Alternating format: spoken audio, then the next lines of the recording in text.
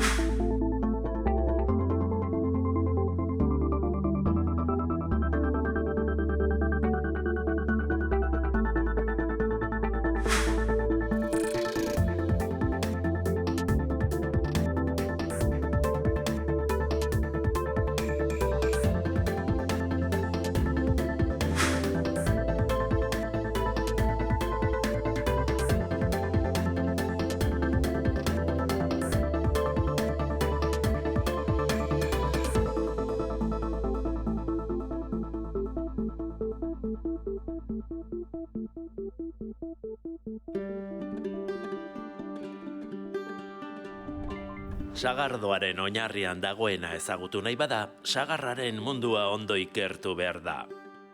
Horixe da, Gipuzkoako Foru Aldundiak Bilabona amasan duen Otalarrea finka honen helburua.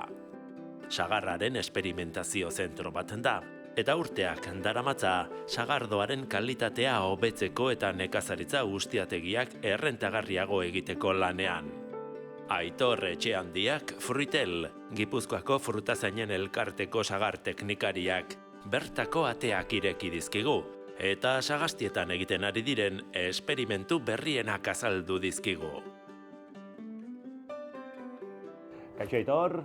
Egunon. Bueno, eguraldi txarrarekin aterpea bilatu behar izan dugu.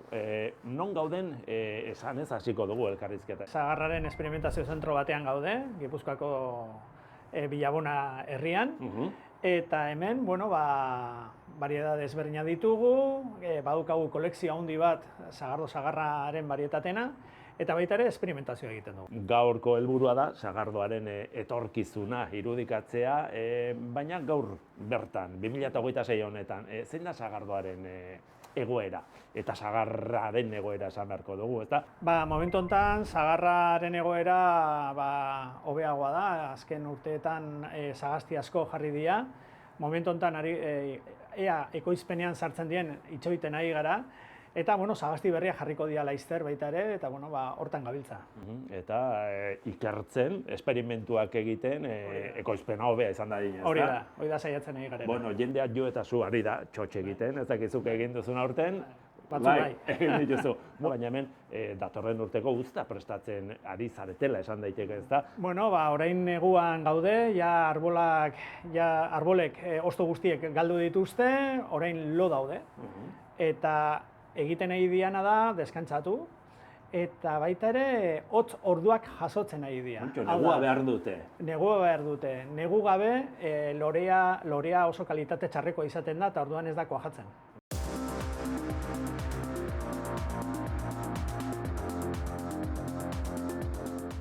Sagarruzta 2 urtetik behin bakarrik da ona. Bai. Ohikoa da, urte bateko sagarruzta oparoaren ondoren hurrengoa eskasagoa izatea. Fruitu gutxiko urteetan, arbolek atseden hartzen dutela esan ohi da. Ez da kasualitatea, eta fenomenoari alternantzia produktiboa deitzen zaio. Fruituen karga oso handia denean, hurrengo udaberrirako lore ernamoin gutxi osatzeko joera dute zuhaitzek. Fruituak seinale kimikoak askatzen ditu, besteak beste hormonalak, eta horrek hurrengo loraldia geldiarazten du. Alternantzia ez da intentsitate berdinekoa sagar barietate guztietan, eta hori ere inguruneko kondizioen araberakoa da. Sagardogileek bai urtea deitzen diote fruta askoko urteari, eta ez urtea berriz uzta eskasekoari.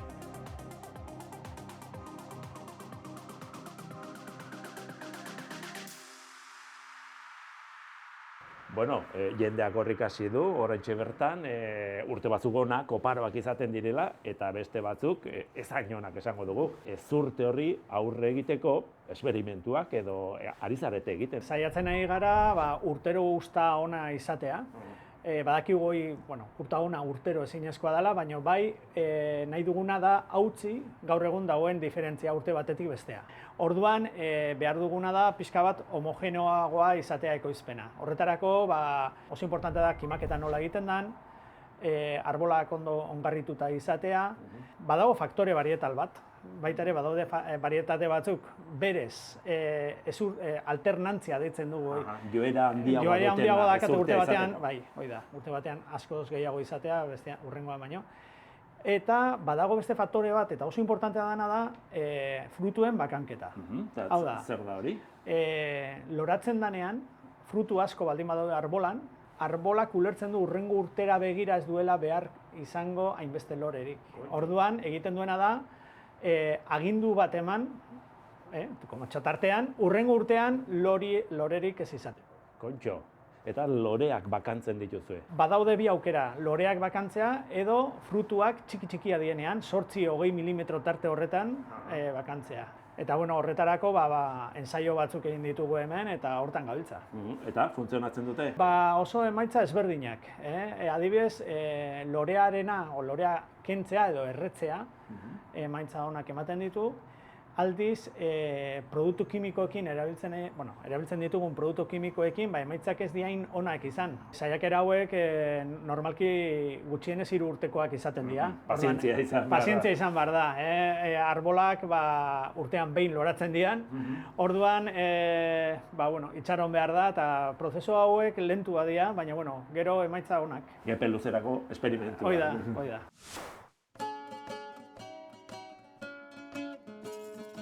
Sagardoa izenak dioen bezala, sagarrez egindako ardoa da. Hau da, sagarzukua hartzituz, lortzen den edari alkoholduna. Sagardo naturalak hartziduran laguntzen duten bakterio laktikoak ditu. Horien potentzial probiotikoa aztertzea da, teknikaren Euskadiko Lanbide Heziketaren ikerketa aplikatuko zentroaren aterkipean egiten ari diren proiektu baten asmoa. Izan ere, probiotikoak mikroorganismo biziak dira, bakterioak eta legamiak batipat. Eta kopuru egokian hartuz gero, onuragarriak dira osasunarentzat. Digestioa hobetzen dute, defentsak indartzen dituzte, eta bakterio kaltegarriak haztea galarazten dute. Eta proiektu honen helburu nagusia da sagardo hartziduratik isolatuak izan ziren ja duela 15 urte edo gehiago bakterio azido laktikoak errekuperatu, horien gaitasun probiotikoa frogatu eta hauekin aberastutako kilometro zeroko elikagai bat garatzea. Babes Balak proiektua 3 fasetan banatzen da. Laborategi klinikoa eta biomedikoa goi mailako zikloko ikasle hauek lehen zatiaren ikerketa lana egiten ari dira. Horretarako Euskal Herriko Unibertsitateak sagardotik erauzi eta identifikatu dituen bakterio azido laktikoen anduiak erabili dituzte. Kasu honetan, E. colia, salmonella eta bar eragiten dituzte gizakiongan gastroenteritisak eta bar, eta ordun guk begiratzen dugu ea gure bakterioek dakaten gaitasuna hoien hazkuntza inhibitzeko, kondizio errealetan eta probiotiko bezala jokatuz, guk bakterio hoien presentzia eukiko bagenun gure esteetan eta iritsiko balitz E. colia edo salmonella bezalako patogeno bat, hoien hazkuntza inhibitu eta por lo tanto hoien efektuak, sintomatologia prebenitu edo gutxiaragoztea. Proiektuaren fase bakoitza Lanbide Heziketako 3 ikastetxeren artean banatu dute. Playa Handi koordinazioa arduratzen da, eta 3kotea osatzen dute EASO Politeknikoak eta Lea Artibai ikastetxeak. Guk EASOn garatuko dugun proiektuaren zatiaren helburua da, konprobatzea zer gaitasun daukaten euskal sagardotik erauzitako bakterio azido laktiko handui ezberdinek gure estea kolonizatzeko. Eta horretarako erabiliko dugu koloneko epitelioko zelulen lerro bat, kako-bi zelula lerroa deritzona, daukate izugarrizko gaitasuna gure este meharraren portaera nolabait simulatzeko. EASO Politeknikoan aztertu nahi dute ea sagardotik erauzitako bakterio azido laktiko horiek gai diren esteetako zeluletara lotzeko. Hala izango balitz, E. coli bakterioa eta halako mikroorganismo inbaditzaileen hazkuntza mugatuko lukete. Antibiotikoekiko erresistenteak diren bakterioei aurre egiteko irtenbide berriak bilatzen dituen ikerketa lerro bat du lanbide heziketak. Babes balak proiektuan, sagardotik erauzitako bakterio probiotikoak hartu eta elikagaiak sortu nahi dituzte, gure esteak osasuntsuago egoteko. Elikagai horiek egitea da Lehartibaiko elikagaien industriako prozesuak eta kalitatea goi mailako ziklokoen lana.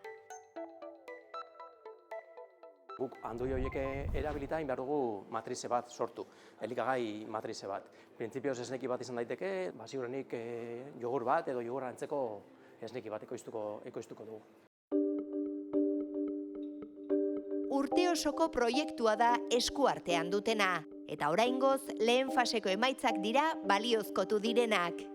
Playa Handin antibiosi frogak egin dituzte, bal edo bakterio azido laktikoekin. Guk kasu honetan egin ditugu gure bala handuiak hazi petri plaketan, zulotxo batzuetan ikusteko, eta gero gure bala handuiak hazi ondoren plaka horietan, gainetikan bota diogu bakterio diana, kasu honetan bota diogula E. colia, salmonella eta S. aurusa esan bezala direla patogeno intestinalak. Eta orduan, guk ikusi beharko genukena gure plaka horietan, izango litzake hazkuntza bat bakterioarena plaka guztian, ezik eta guk gure babes balak edo gure bakterio azido laktikoen handui horiek bota ditugun tokian. Hor, egon beharko balitz, zulo bat non adierazten duten E. coli adibidez ez dela hasi. Emaitzekin gustura daude, 60 handui aztertu bituzte eta 9 erakutsi dute esteetako 3 patogeno inibitzeko gaitasuna. Bigarren fasean murgilduta itxaropentsu daude azken emaitzei begira, eta proiektuaren bestelako onurak ere kontuan hartzekoak direla uste dute. Jasangarritasuna uste dut proiektu honekin ere nahiko ondo lantzen dela, sektore nahiko ezberdinak izan daitezke, sagardoaren sektorea eta esnekien sektorea, eta bisak elkarrekin uztartzeko aukera ematen du proiektu honek. Eta gainera, horrelako proiektuak gure zentroetan garatzeak guri ere leiho bat zabaltzen digu esperimentu berriak diseinatzeko, eta hori, zinez interesgarria da, bai ikaslentzat eta baita irakasleontzat ere.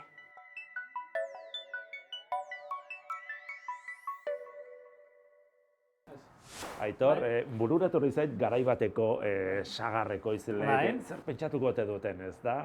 Esperimentu hauek ikusten dituztenean. Bueno, ikusiko dute gauzak aurrera dijoaztela gauza guztia bezala. Garai batekoek ere bere esperimentuak egingo zituzten, ez da?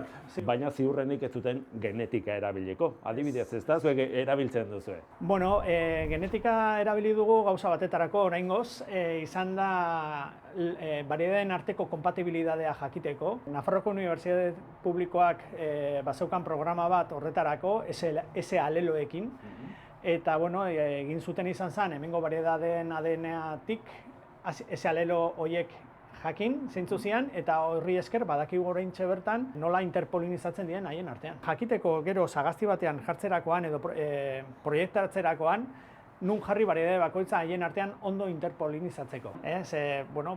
Ikusi duguna da, gure lehengoek egiten zutena zen bariedade pila bat jarri nahaztuta, eta horrekin lortzen zutena naiz eta haiek ez jakin, polen pila bat egotea bariedade ezberdinetakoa, eta orduan baten bat beti kompatible zen. Gaur egun modelo guztiak dira bariedade gutxiekin, lerrotan jartzen dira, orduan ondo kokatzen ez badituzu bi bariedade haien artean, gerta daiteke ekoizpenak oso txarrak izatea. Behar da polinizatzaile on bat, Bai. sail handi bat polinizatzeko, ez da? Aspalditik datorren beste teknika bat da txertatzea. Bueno, momentu honetan egiten ari garena da txertaka berriak, hasi gara erabiltzen, ez? Gogoratu dezagun behar da txertaka da oinarria. Hoi da, oinarria. Sustraia. Sustraia eta horren gainean jartzen dira mentuak edo varietateak. Eta gaur egun sortu dira beste txertaka berri batzuk, gaixotasunekiko toleranteagoak dianak, guk momentu honetan gaixotasun batzuekin arazoa ditugu, orduan momentu honetan egiten ari garena hemen, finka honetan da esperimentazio bat, 14 bariedadeekin eta 7 txertaka ezberdinekin, ea nola konportatzen dian bariedade horiek. Hori da jakin behar duguna. Zein den honena egokiena. Bai, eta ze konportamentua dakate. Eta, ja badaude sagasti batzuk txertaka berri hauekin jarri dianak. Orduan, jungo gara ikusten, aber nola konportatzen dian. Ez dugu hitz egin aldaketa klimatikoa, seguru hemen eragiten duela, ez da? Momentu honetan daukagun arazo handiena da hotz faltarena. Neguak gero eta epelagoa dira, horrek eragina izugarria du arboletan, loraldiak okerrago datozte, ahulagoak eta oso luzeak. Lehen 2 astetan, arbola batek 2 astetan lore guztiak ematen bazituen, adibidez aurreko urtean, 2 hilabete behar zituen. Nahastu egiten loraldia. Eta orduan, horrek eragin zuzena daka ekoizpenetan. Eta baino baita ere, gaixotasun berri batzuk, edo hemen zian batzuk baita ere, bapatean nagusi bezala bihurtu dira, eta baita ere, insekto batzuekin arazo gehiago ditu. Beraz, gaixotu egiten dira gehiago, behar bada. Ze gaixotasun dira, zehazki? Ikusten dugun asko da fitoftora, da ontxo bat, lurreko ontxo bat, gero eta gehiago dago, eta horrek egiten duena da arbola hil, sustraietik, txertakatik. Badago beste bat, eta asko zabaltzen ari dena da fitoplasma, da sagarrondoen proliferazioa, horrek eragin handia daka, adibidez, sagarrak txikiak geratzen diala. Halakoak sortzen direnean, guk baldin badakigu zer dan, guk remedioak jartzen diogu, saiatzen dugu remedioak jartzen, baina ez dakigunean ziur zer dan, egiten dituguna da laginak hartu, eta Fraisoroko laborategira eramaten dugu. Nolabait sagarrandoen ospitalera edo, ez da? Hoi da. Orduan, laginak hartu, ara eraman, analizatu egiten dute eta esaten digute zein dan arazoa. Diagnostiko da. Behintzat, horrela badakigu zeren kontra edo zer daukagu arboletan. Oso ondo Baitor, sagarrondoen ospitalera noa orain. Aio. Venga, gero arte.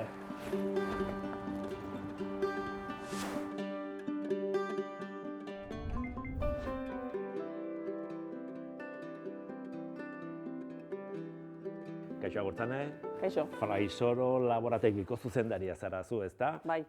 Hor Sagastian sagarrondoen ospitale deitu diot toki honi, ez dakite zuzena den edo. Bueno, izan liteke, ezta? Bai, ze hemen Sagastian arazoak ikusten dituztenean, honea ekatzen dizkigute laginak, diagnosi bat egiteko behintzat. Zehazki non gaude, zer da toki hau? Orokorrean Fraisoro laborategia da, eta zehazki hau landare osasuneko laborategia da. Hostoak ekarri ditzazkete, sagarrak ekartzen dituzte, lurrak herri daiteke, teknikariak, kasuntan Aitorrek esate baterako, ikusten duna. Aitorrek esan berri du Sagastian aldaketa klimatikoa arazo iturri dela, ez da? Zer ikusten duzu hemen zuek? Gaitzak ugaritzen ari direla, gaitz berriak agertzen ari direla, zein da zuen diagnosia? Hemen, badaude patogeno batzuk berezkoak dirana, hemengo klimarengatik, temperaturaz eta sonagatik, baina bai ikusten ari gera, litekena da globalizazioagatik, patogeno berriak etortzen ari dirala. Igual lehen onddoak, intsektuak, genduzkan gure lagin bezala edo diagnostikatzeko, eta oain gehiago birusak etortzen dauzkagu. Gaurko saioaren mezua da, sagardoa egiteko teknologia puntakoa erabiltzen dela, ez da? Eta hemen egiten dena bai dela horren erakusgarri, ez da? Ze teknologia baliatzen duzue? Orain arte ohikoa izan da lupak, mikroskopioak, hazkuntza medioak erabiltzen ditugu, baina gaur egun hemen ere arlo hontan teknologia horrea junda, eta ELISak, eta PCR-ak ere erabiltzen ditugu. Beraz, genetika, ez? Bai, azkenean danean, PCR-ak gaur egun analisi askotan erabiltzen dira. Diagnosia bai ez da. Bai.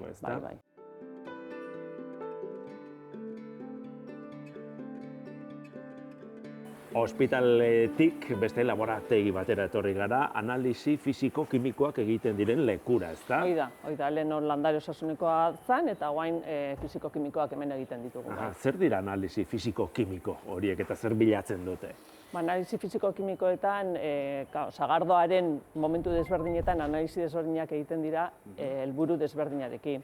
Hasieran muztioak analizatzen direnean, ikusten da ze azidotasun auki dezakeen, ze azukre maila duken eta ondorio ze gradua aukiko duen, zenbat tanino dauzkan, horren arabera sagardogile bakoitzak nasketa desberdinak inditzen. Garrazeta ezberdina izango da. Hoi da. Sagardo ekoizpenaren fase guztietan egiten dira? Sagarratik hasten gara, ez dugu ahaztu behar sagardoa sagarretik hasten dela. Orduan, sagarretik hasita, muztioa, hartzidura prozesu osoa, gero beste hartzidura malolaktikoa egiten du ere sagardoak, eta gero ja botillaratzen dutenean edo merkaturatzea dijoanean. Zertarako hainbesteko jarraipen zorrotza? Interesgarria da sagardoak eduki ditzaken ezaugarriak zeintzuk izango diren ziurtatzeko, eta baita ere desbiderapenak edo akatsik ez dela sagardoan edukiko. Kalitatea bermatzeko. Hori da, eta baita osasun aldetik, ze botillaratzeko edo merkaturatzeko momentuan parametro batzuk bete behar dira. Oso ondo Gortzane, oso interesgarria, laborategia eta ospitalea ere. Dana. Eskerrik asko Gortzane. Zorratik, zuei.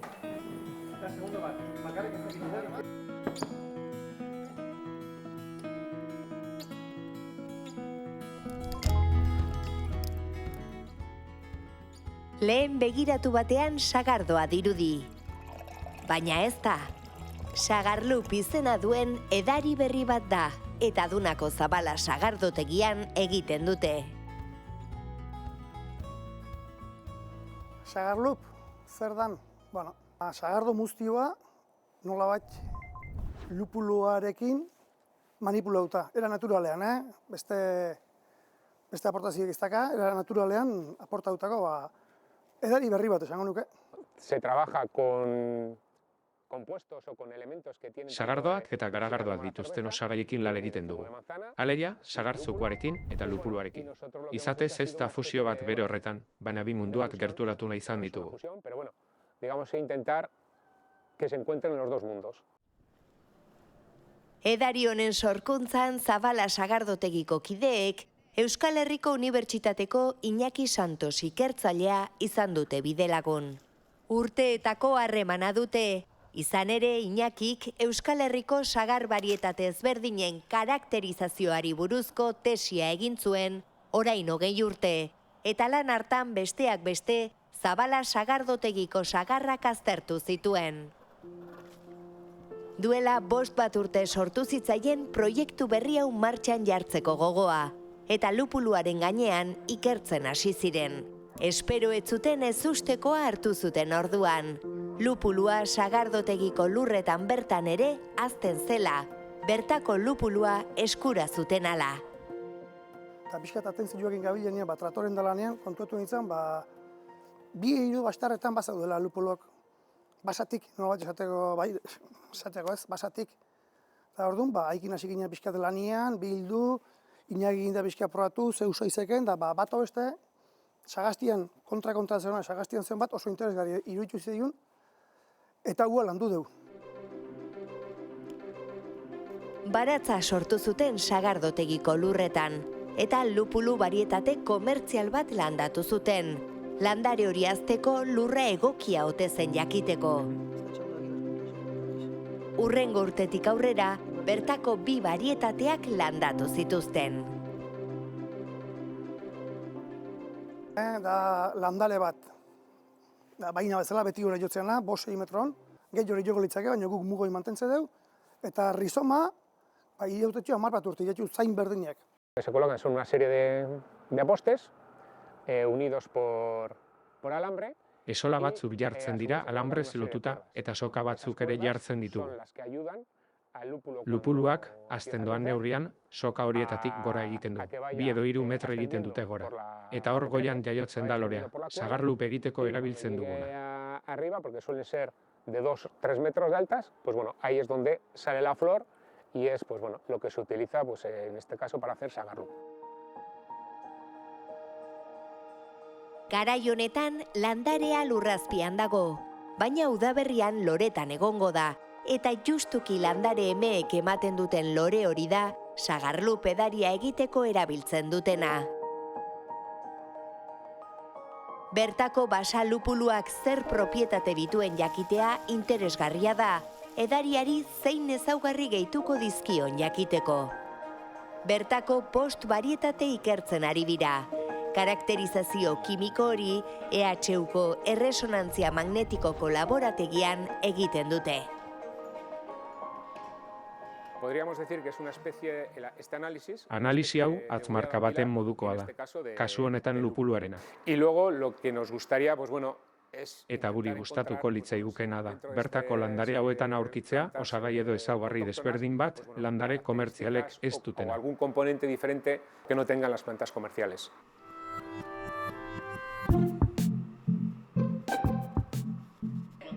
Analisia egiteko abiapuntua lorea da noski, baina bere osagaiak karakterizatzeko ezin da bere horretan sartu erresonantzia magnetiko nuklearrean, prestatu egin behar da. Hasteko lorearen osagaiak erauzteko etanoletan murgiltzen dute bizpahiru egunez. Ondoren filtratu eta likidoa hartzen dute, bertan baitaude lupuluaren osagaiak. Likido hori lehortzen uzten dute eta bertatik olio moduko bat lortzen dute, lupuluaren estraktua. Estraktu hori disolbatuta prestago, erresonantzia magnetiko nuklearra egin ahal izateko. Emaitzak lupuluaren propietateak zeintzuk diren azaltzen du.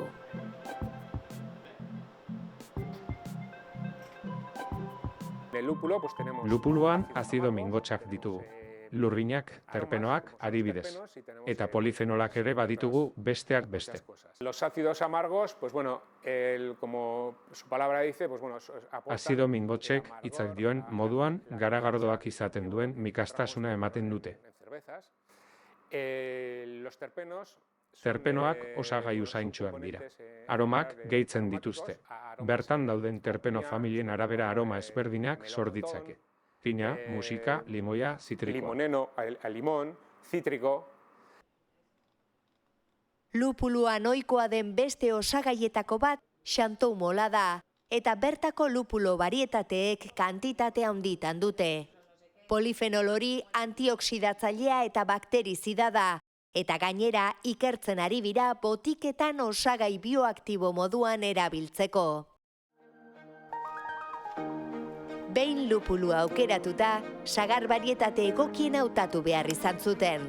Horretarako muztio ezberdinekin probak egin zituzten, gustukuen zuten zaporea lortu arte. Sagar motak desenteia, baina bai bilatze dula muztio homogeneo bat, gazik, miketzak eta gozok pixkat berdintxu eukitzia, base berdintxu egin lan aitek urtero, gure errezetan nola bat urtero berdintxu izateko. Sagarlup sortu zuten horrela, eta iaz probatu ahal izan zen lehen aldiz. Aurten kupelean eta botiletan komertzializatu dute, eta emaitza prest dute dagoeneko. Oain adibidez, kupelian dakauna, dago etapa, nire ustez etapa zolagarri baten, oso prozesua furtatu nola izatetik. Eta gero pixkat evoluzio izateko, belartoke geixo hartzetxu, berdetoke geixo, baina oso freskagarria, izbatian esatetik freskagarria. Etorkizunerako sortzaileek nahiko luketena da, edari kategoria berri bat sortzeko bidea egitea.